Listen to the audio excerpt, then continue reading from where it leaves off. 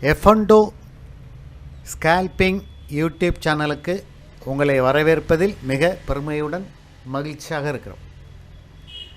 நேத்திய பங்குச்சந்தை வெள்ளிக்கிழமை எந்த எக்ஸ்பிரியும் கிடையாது.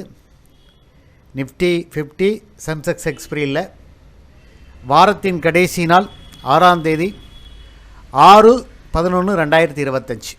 மார்க்கெட் காலையில் 9:15 ஓப்பன் ஆகும்போது ப்ரீவியஸ் க்ளோஸ்லேருந்து ரொம்ப டவுன் ட்ரெண்டில் ஓப்பன் ஆச்சு. ப்ரீவியஸ் க்ளோஸுங்கிறது வேலைக்கிழமை 25,514 க்ளோஸ் ஆச்சு.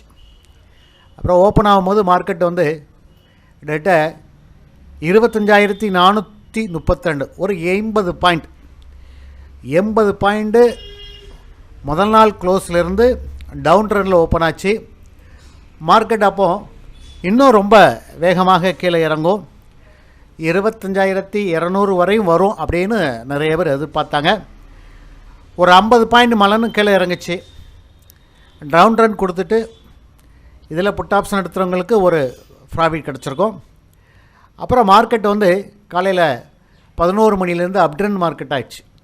அதாவது பையிங் மார்க்கெட்டாக இருந்தது. தொடர்ந்து பை பண்ணி மார்க்கெட்டை பழைய நிலைக்கு கொண்டு வந்திருக்காங்க. இப்போவுமே 25,506 க்ளோஸ் ஆகிருக்கு. கிட்ட ப்ரீவியஸ் வேலைக்கிழமை க்ளோஸுக்கு இப்போ கொண்டு வந்தாச்சு. கிட்டத்தட்ட ஒரு 100 பாயிண்ட் 110 பாயிண்ட் ஏறி இருக்குது. 25,318லேருந்து 25,510 வரை போயிடுச்சு. ஒரு 160 பாயிண்ட். வெள்ளிக்கிழமை பையிங் தொடர்ந்து வாங்கியிருக்கிறனால மார்க்கெட் மேலே போச்சு. இந்த மார்க்கெட்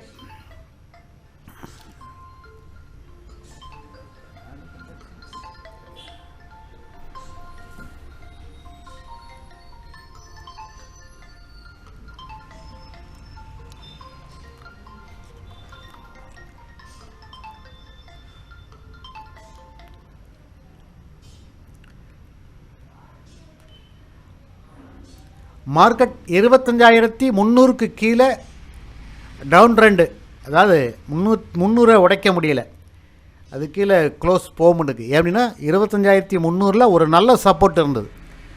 25,300 கீழே போகிறனால அதுக்கு பிறகு நல்ல பையிங் ப்ரெஷர் இருந்தனால ஸ்கேல்பிங் பண்ணுறவங்களுக்கு, கால் ஆப்ஷன் எடுத்தவங்களுக்கு ஒரு நல்ல ப்ராஃபிட் கிடச்சிருக்கும்.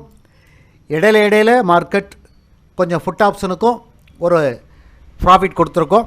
இருந்தாலும் பையிங் ப்ரெஷர் இருந்தனால மார்க்கெட் மேலே அப்ட்ரெண்ட் மார்க்கெட்டாக நேற்று வெள்ளிக்கிழமை இருந்தது. நம்முடைய ப்ராஃபிட் பார்க்கும்போது 1,124 நினைக்கிறேன். நம்முடைய ப்ராஃபிட் நேற்று 1,124 ரூபா தான் நம்மளால் முடிஞ்சது. 13,000 ரூபா தான் நம்முடைய மார்ஜின் மணி.